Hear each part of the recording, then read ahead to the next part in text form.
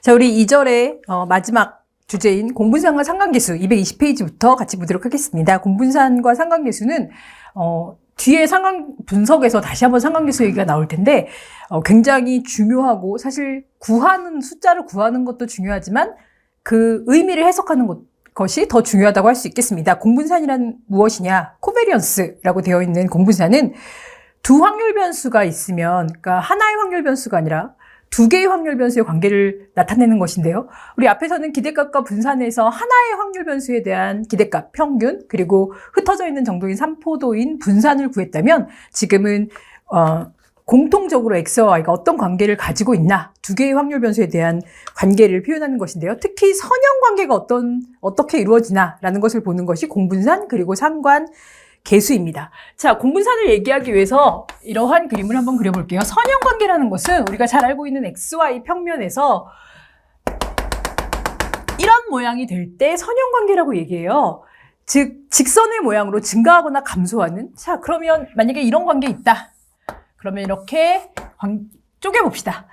바로 가운데가 X의 기대값일 테고, X의 평균일 테고, 가운데쯤이 Y의 기대값일 거예요. 그래서 X의 기대값과 Y의 기대값을 기준으로 네 등분으로 나누어진다고 할 수 있죠. 자, 뭐 이렇게 번호를 붙여볼까요? 공분산이라는 것은 무엇이냐? 식을 보죠. 지금 공분산에 나와 있는 코베리언스 XY의 식을 보면 식을 외우는 것보다 식을 이해하는 게 더 중요한데 X는 자신의 기대값과 빼주고 Y도 자신의 기대값과 편차를 두 개를 곱해서 그들의 기대값을 구한다 라고 되어 있어요. 그들의 기대값을 구한다라는 것은 확률, 가중평균을 구한다라는 것인데 여기서 쓰는 확률은 XY가 동시에 발생할 확률, 우리가 교집합의 확률 얘기했었죠? 뒤에 다시 한번 그 확률을 결합 확률이라고 다시 한번 나올 텐데요. 어쨌든 X and Y 두 개가 동시에 발생할 확률 가중평균으로 들어가서 곱의 기대값을 구한다라고 보면 됩니다. 자, 다 떠나서 이것을 막 전개해보면 XY 곱한 것의 기대값에서 X의 기대값, Y의 기대값을 곱한 것과 동일한 식이 된대요. 자, 어쨌든 식을 외우는 것보다 공분산을 구하세요 이런 문제는 잘 안 나온다고 생각해요. 안 나와요, 잘. 이 식의 이해를 해보자고요. X-2X, Y-2Y. 자, 1, 2, 3, 4의 식을 보면 우리가 중요한 것은, 공분산에서 중요한 것은 부호인데 여기는 X-2X가 X들도 평균보다 크고 Y들도 평균보다 커서 둘 다 양수가 돼요. 그쵸? X에서 X값들이 기대값보다 크고 Y값들도 기대값보다 커요. 마찬가지로 3번은 어떻게 되냐면 3번도 해보면 얘는 다 작아요. X-2X는 음수, Y-2Y도 음수예요. 중요한 건 뭐냐? 공분산에서 두 개를 곱한다는 거예요. 그 얘기는 뭐죠? 부호가 플러스가 된다는 소리죠. 플러스, 마이너스니까. 그래서 우리가 알 수 있는 것은 X가 증가할 때 Y도 증가하는, 지금 1번과 3번 영역에 점들이 분포해 있는, 그렇게 될 경우에 코베리언스 XY는 양수가 된다. 이게 중요합니다. 자, 분산과 공분산은 둘 다 분산이거든요. 그래서 여기가 만약에 X-2X의 제곱이 된다라고 하면 그것은 X의 분산입니다. 제곱이 되는 대신 X와 Y가 두 개가 들어가는 게 공분산인데요. 어쨌든 공분산도 분산이기 때문에 부호를 해석하지 않아요. 값을 해석하지 않고 부호만 해석합니다. 자, 반대로 이번에는 이러한 선형 모양이 된다고 합시다. 2번과 4번에 있는, 즉 2번은 X는 작은데 Y는 커요. 4번은 X는 크고, X는 평균보다, 기대값보다 크고, Y는 기대값보다 작죠. Y는 작고, X는 크고. 어쨌든 중요한 건 2번과 4번에 분포한다면, 바로 X가 증가할 때 Y는 감소한다는 뜻이죠. 둘 다 선형의 모양이에요. 하나는 기울기가 양수, 하나는 기울기가 음수라는 뜻입니다. 자, 이렇게 되면 공분산은 음수가 되는 거예요. 자, 그런데 1, 2, 3, 4에 이렇게 선형 모양이 아니라 1, 2, 3, 4의 점들이 막 이렇게 분포했어요. 그렇다면 1, 3은 양수, 2, 4는 음수가 되기 때문에 x가 증가할 때 y는 증가도 감소도 아니에요. 코베리언스 xy는 공분사는 제로가 됩니다. 자, 공분사는 부호만 해석하는 거라 그랬어요. 양수라면 x가 증가할 때 y도 증가하는구나. 선형의 모양에서 기울기 양수인 그러한 선형의 모양이구나. x가 증가할 때 y가 감소하는 코베리언스가 음수라면 마이너스 선형관계가 있구나. 코베리언스가 제로라면 선형관계가 없구나 라고 해석해야 되는데요. 자, 코베리언스가 제로라고 해도 이런 경우도 있어요. 이렇게 생기네. 우리가 알고 있는 대표적인 2차 함수 모양이죠. 이런 경우에는 1번, 2번, 3번, 4번 다 들어가지만 아무런 관계가 없는 건 아니에요. 그래서 우리가 일반적으로 공분산이 제로인 경우는 선형관계가 없는 거예요. 자, 앞에서 우리 xy가 독립일 때 베리언스 x 플러스 마이너스 y는 베리언스 x 플러스 베리언스 y다 라고 얘기했어요. 원래 이런 말이 없으면 플러스 마이너스 2배의 코베리언스 xy가 들어간다 라고 얘기했어요. 자, 그 얘기는 무엇이냐면 xy가 독립이라면 코베리언스 xy는 제로라는 소리예요. xy가 독립이라는 것은 아무런 관계가 없다는 뜻이거든요. 방금 지운 2, 4분면에서 1, 2, 3, 4에 다 점이 분포가 돼요. 선형관계고 뭐고 그 어떤 관계도 없다는 뜻이에요. 그렇다면 공분사는 제로다라는 뜻입니다. 자, 그런데 반대는 성립하지 않아요. 얘는 성립하지만 코베리언스가 0이라고 해서 xy가 독립이라는 뜻은 아닙니다. 선형관계만 없다는 뜻이에요. 공분산이 제로다라는 것은 선형관계가 없다는 뜻이에요. 하지만 xy가 독립이라는 건 아무런 관계가 없다는 뜻이거든요. xy가 독립이면 당연히 공분산도 제로가 됩니다. 자, 공분산의 의미가 220페이지에 나오는데요. 공분산이 양수일 때, 음수일 때, 제로일 때 부호를 해석하면 되는데 공분산의 범위는 어쨌든 뭔가 제곱이 된 거기 때문에 마이너스 무한대에서 무한대까지 굉장히 다양한 값을 가져요. 그래서 공분산은 값은 해석하지 않는다라는 거. 자, 공분산의 값을 해석하지 못하고 공분산은 결국은 선형관계가 있냐 없냐 또 방향성 플러스 선형이냐 마이너스 선형이냐 그거밖에 모르는데 선형관계가 얼마나 강한가라는 것을 보고 싶을 때 우리는 코릴레이션이라고 불리우는 상관계수, 상관분석을 하게 됩니다. 뒤에서 상관분석이 회귀분석 앞에서 다시 한번 나올 텐데요. 여기서도 상관계수가 바로 상관분석을 할 때 도출하고자 하는 상관계수를 의미하는 건데요. 코릴레이션 코에피션트라고 불리우는 상관계수는 공분산을 표준화한 값이라고 보면 됩니다. 그래서 선형관계의 강도까지 해석할 수 있는데요. 상관계수를 어떻게 구하냐? 바로 코베리언스 xy를 각각의 표준편차의 곱으로 나눠진 것이 코릴레이션입니다. 우리가 low라고 보통 불러요. 상관계수 low는 low, RHO, low xy는 코베리언스를 각각의 x와 y의 표준편차의 곱으로 나눠주는 것이고요. 항상 상관계수는 마이너스 1에서 1까지의 값만 가지고 있고 어떤 단위가 없이 low는 마이너스 1과 1 사이의 값으로 늘 갖게 됩니다. 자, 만약에 완벽하게 직선의 모양이다. 우리가 완벽한 선형관계라고 얘기를 하는데 x와 y가 완벽하게 직선 모양 짠짠짠짠짠 이렇게 되면 low equal 1 완벽한 정의 플러스 선형관계. 자, 직선은 아니지만 이런 모양을 가지고 있다. 로우는 양수. 어쨌든 공분산의 부호와 로우의 상관계수의 부호는 똑같으니까요. 표준편차는 둘 다 양수니까. 자, 이렇게 되고요. 1에 가까우면 가까울수록 더 강한 그러한 이렇게 네. 그러면 이제 플러스 선형관계가 있다는 뜻이고요. 1에 가까우면 가까울수록 더 직선 모양에 가까워진다는 소리죠. 자, 로가 제로면 공분산도 제로라는 소리죠. 선형관계가 없음. 자, 중요한 건 선형관계가 없다는 겁니다. 독립이란 뜻 아니에요. 자, 반대로 로가 마이너스 1이라면 완벽한 부에 마이너스에 선형관계가 있다. 이렇게 생긴 기울기가 음수인 마이너스 선형관계가 있을 것이고요. 로가 음수라면 어쨌든 기울기가 음수인 선형관계가 있고 플러스 마이너스 1에 가까우면 가까울수록 선형관계의 강도는 더욱 강해진다라고 보면 됩니다. 그래서 상관계수는 그 수치까지 해석할 수 있고 방향과 수치를 같이 파악할 수 있어서 많이 구하게 되는 그러한 선형관계를 나타내는 값이 되겠죠. 물론 상관계수가 제로라고 해도 다른 관계는 선형관계가 아닌 다른 관계는 있을 수 있습니다. 자, 우리 연관 출제 문제들을 좀 풀어볼까요? 213페이지로 살짝 돌아가 보면 주사위 두 개를 던졌을 때 두 주사위 중 작지 않은 수를 확률 변수 x라 할 때 다음 중 틀린 것은, 자, 주사위 두 개를 던졌을 때 작지 않은 수래요. 같거나 큰 수라는 소리죠. 첫 번째 주사위도 1에서 6까지, 두 번째 주사위도 1에서 6까지가 있는 그러한 상황이에요. 확률 변수 x는 이산확률 변수가 되겠죠. 그래서 1, 2, 3, 4, 5, 6의 값을 갖는다. x가 2일 때, x가 2가 나올 때는 뭘까요? x가 2가 나올 때는 1, 2.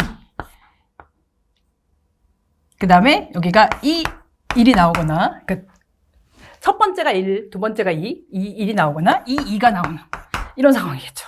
그래서 x가 2일 때 확률은 몇 개 있냐면 세 가지 경우가 있죠. 36분의 각각의 6가지에서 36가지가 있을 텐데, 36개의 케이스가 있을 텐데, 그 중에서 x가 2가 되는 경우는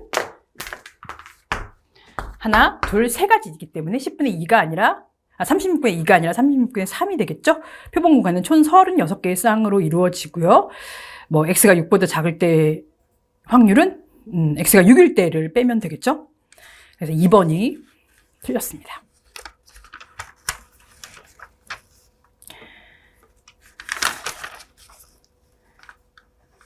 네, 214페이지에 연속 확률 변수의 확률 밀도 함수를 fx라고 한다면 이 fx는 적분을 해서 우리가 확률을 구하게 되고 어떤 특정한 구간, 즉 A에서 B까지라면 확률을 구할 때 그 안에 있는 확률을 적분을 한다라고 했죠.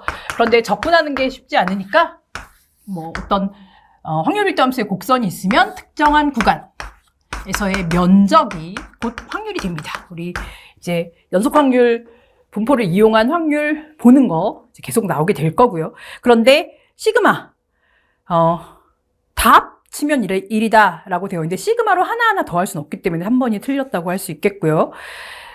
215페이지의 문제 볼까요? 흰색 공 2개, 검은색 공 3개가 들어있대요. 2개의 공을 임의로 선택을 한대요. 확률 변수 x를 선택된 2개 중에서 흰색 공의 수라고 하자라고 되어 있습니다. 자, 그러면 확률 변수의 기대값을 구하라고 했는데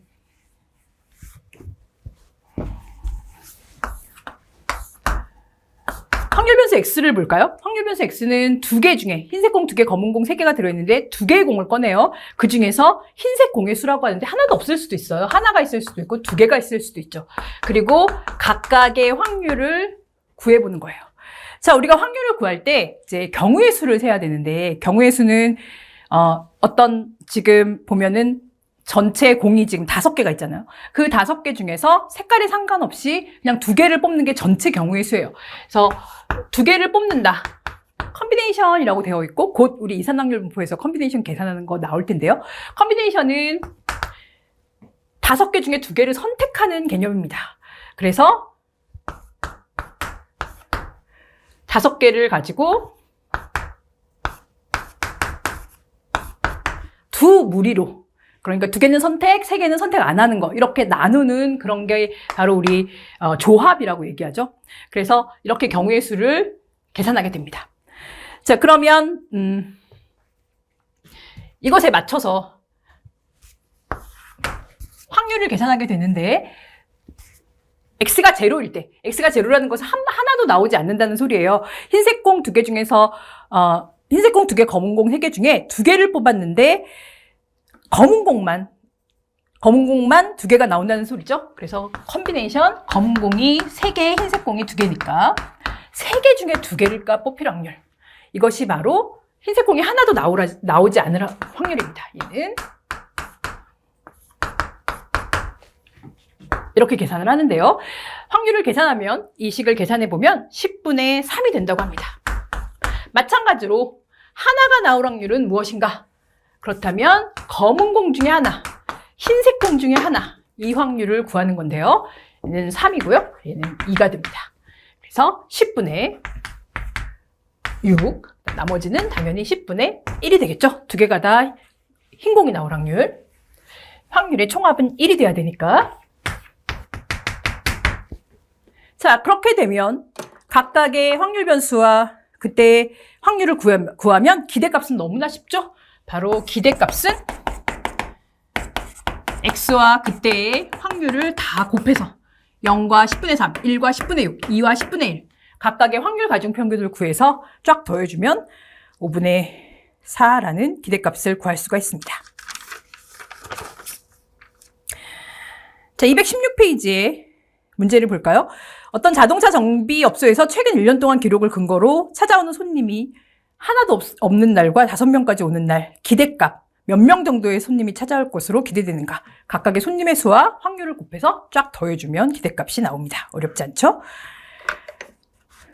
자, 두 번째 문제 볼까요? 500원짜리 동전 3개와 100원짜리 동전 2개를 동시에 던져서 앞면이 나오는 동전을 갖는다라고 되어 있어요. 그 얘기는 뭐냐면 5개를 다 가질 수도 있다는 소리죠. 왜냐하면 500원, 그러니까 다 앞면이 나오면 결국은 500원짜리 3개, 100원짜리 2개를 다 갖는다는 소리입니다.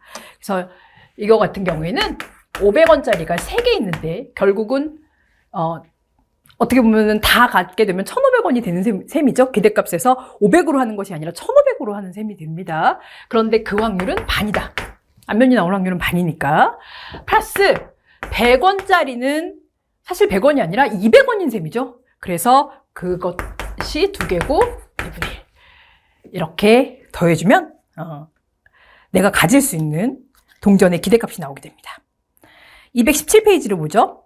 기대값에 관한 성질로 틀린 것은 이라고 되어 있는데요. 기대값은 상수는 그대로 나오고 더하면 더하는 대로 곱하면 곱하는 대로 선형 변환을 그대로 기대값이 나오게 되는데요. 4번을 보죠. 다른 거는 다 맞는데 4번을 보면 x-2x의 기대값은 제1이다 라고 되어 있어요. 자, 얘는 2x라고 해서 쫄지 마세요. 얘는 숫자입니다. 상수예요. 평균값 7.5, 10 이런 숫자입니다. 그래서 얘는 숫자이기 때문에 두 개를 찢으면 얘는 숫자 상수 C 이런 상수라고 보면 돼요. 마이너스 2x가 됩니다. 상수예요. 그래서 제로가 되는 것이 4번이 틀렸다고 할 수 있겠습니다. 그 다음 문제, 통계학 과목의 기말고사 성적은 평균이 40, 중위값이 38이었대요. 점수가 너무 낮아서 담당 교수가 12점의 기본 점수를 줬대요. 그럼 전부 다 점수가 12점씩 올라가죠? 그럼 중위수 평균 전부 다 12점씩 올라가서 중위수는 50점이 될 것입니다. 중앙값은 218페이지의 문제 볼까요? 5와 6의 눈이 없는 대신 4의 눈이 3개래요. 그러한 주사위가 있대요. 6분의 1, 6분의 1씩 6면이 나오긴 하지만 5와 6이 없대요. 그렇다면 x의 분산은 무엇인가? 라고 되어 있습니다. 원래 주사위의 평균은 1, 2, 3, 4, 5, 6 해서 6으로 나눠야 되지만 여기가 어떻게 되냐면 3, 4, 4, 4 이렇게 되는 거죠. 5와 6이 없는 대신 6면이긴 하지만 그래서 평균 자체가 3이 되는 겁니다. 자, 분산은 어렵지 않죠? 우리 제곱의 평균에서 평균의 제곱을 빼는 식으로 해볼까요? 그러면 각각의 제곱 1의 제곱, 2의 제곱, 3의 제곱 4가 3개 그것을 나누고 평균의 제곱을 빼주면 된다. 이렇게 계산이 됩니다. 자, 그 다음 문제 서로 독립인 확률 변수 x와 y의 분산이 각각 2와 1일 때 x 플러스 5y의 분산을 구해봐라. 서로 독립이래요. 그렇다면 공분산을 생각할 필요가 없네요. 그래서 지금 분산은 x 플러스 5y의 분산 각각 찢어주기만 하면 돼요. 그 대신 5가 나올 때는 5의 제곱 25가 돼요. 이렇게 나오면 되죠. 그래서 x의 분산, y의 분산의 값을 대입하면 됩니다. x의 분산은 2고 y의 분산은 1 이렇게 되니까 답은 27 구할 수 있겠죠? 자, 219페이지 문제 볼게요. 두 확률 변수 xy가 서로 독립이고 표준정규분포를 따른다고 해요. 우리 표준정규분포 아직 안 나왔지만 평균이 제로고 분산이 1인 그러한 대표적인 정규분포를 얘기하죠. 그런데 u와 v라는 새로운 변수를 정의했는데 u는 x 플러스 y, v는 x 마이너스 y예요. 자, x 플러스 y의 기대값은 2x, 2y. x 마이너스 y의 기대값은 여기가 마이너스로 그냥 찢어주면 되는데 각각 표준정규분포를 x와 y가 따르기 때문에 x와 y의 기대값은 각각 제로죠. 그러니까 u도 v도 둘 다 기대값은 제로. 자, 분산은 어떤가요? 분산은 x와 y가 독립이라고 했으니까 자, 분산을 보죠. 베리언스. 독립이니까 얘는 베리언스 x 플러스 베리언스 y. 밑에도 마찬가지로 마이너스가 있다고 해도 마이너스가 분산 앞으로 나오면서 제곱을 달고 나와서 여기도 플러스. 똑같이 베리언스 x, 베리언스 y가 됩니다. 베리언스 x는 표준정규분포에서 1이거든요. 평균도 분산도 동일하게 평균은 제로, 분산은 u나 v나 똑같이 2가 되겠네요. 그래서 두 변수 모두 평균 제로, 분산 2를 따르게 된다가 되겠죠.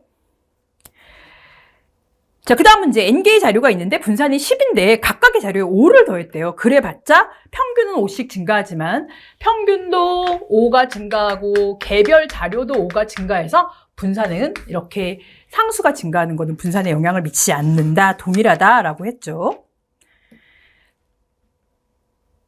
자, 220페이지 문제를 보죠. 확률 변수 x의 분산이 16, y의 분산이 25, 두 확률 변수의 공분산이 마이너스 10일 때 x와 y의 상관계수는? 이라고 물어봤습니다. 공분산과 상관계수의 관계식은 알아둬야 되죠. 그래서 상관계수는 공분산 분의 각각의 표준편차로, 표준편차의 곱으로 나눠준다라고 되어 있어요. 그래서 지금 분산이 16이고 x의 분산이, y의 분산이 25. 여기서 분산이 주어졌다는 거 주의하세요. 공분산이 마이너스 10이고요. 각각의 표준편차가 들어가야 되니까 16과 25, 루트 16, 루트 25를 곱해준 값으로 나눠주면 됩니다. 마이너스 0.5라고 상관계수를 구할 수가 있고요. 그 다음 문제를 보면 상관계수, 피어슨 상관계수라고 일반적으로 얘기해요. 그냥 피어슨 상관계수를 그냥 상관계수라고 합니다. 과장 거리가 먼 것은 상관계수의 값은 4번인데 변수의 단위가 달라지면 영향을 받는 것이 아니라 그 단위가 없어요. 그래서 항상 마이너스 1과 1 사이의 값으로 표준화된 값입니다. 221페이지를 보죠. x와 y의 상관계수가 0.5래요. 양수네요. 상관계수는 선형 변환을 할 때 상관계수의 값은 변하지 않는데 어차피 선형관계를 나타내는 것이니까. 그러나 부호가 바뀌면, 방향성이 바뀌면 상관계수의 방향성도 바뀌게 됩니다. 그래서 지금 2x 플러스 3과 마이너스 3y 마이너스 4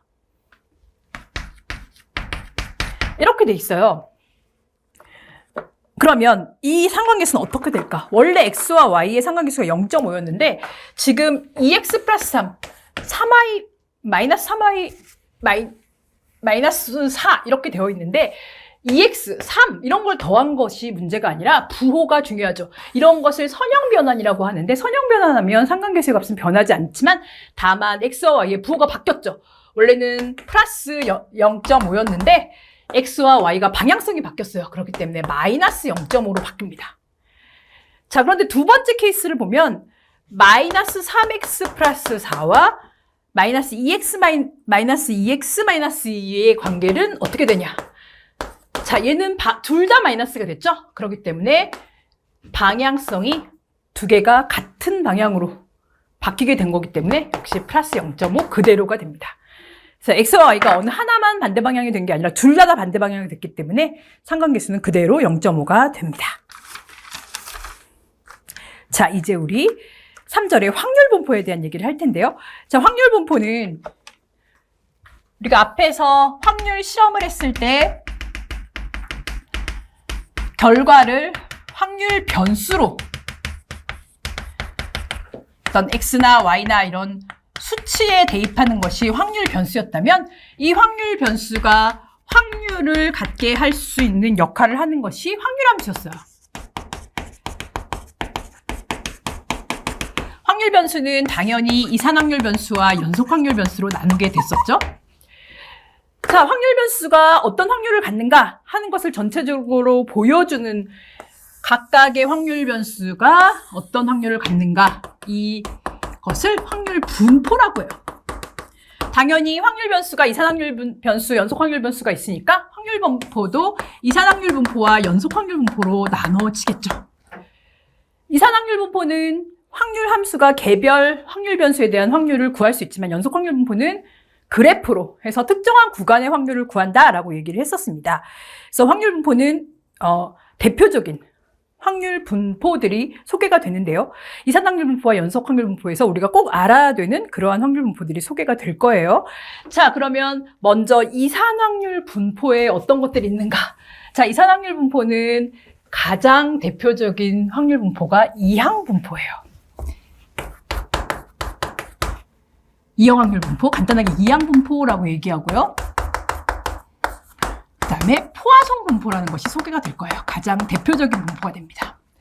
그 다음에 연속 확률 분포에서는 드디어 정규 분포가 나오는데요. 당연히 정규 분포는 표준화를 통해서 표준 정규 분포로 가게 될 거예요. 뭐 너무 앞에서 많이 소개가 됐죠. 뿐만 아니라 균등 분포라는 것이 간단한 것이 소개가 될 텐데요. 균등 분포는 이산확률 분포에서도 가능해요. 말 그대로 모든 확률이 동일한 거예요. 우리 주사위를 던졌다? 그렇다면 1, 2, 3, 4, 5, 6, 6분의 1씩 나오잖아요. 균등 분포예요. 그래서 균등 분포는 이항 분포에서도 가능하지만 우리가 연속 확률 분포에서 균등 분포를 보통 정의하게 됩니다. 그래서 이산확률 분포에서의 확률 함수는 x는 특정한 값이다. 셀 수 있으니까 그러한 확률을 구할 수가 있게 됩니다. 그렇다면 이산확률 분포의 대표적인 이항 분포와 포화성 분포를 조금 쉬고 들어가 보도록 하겠습니다.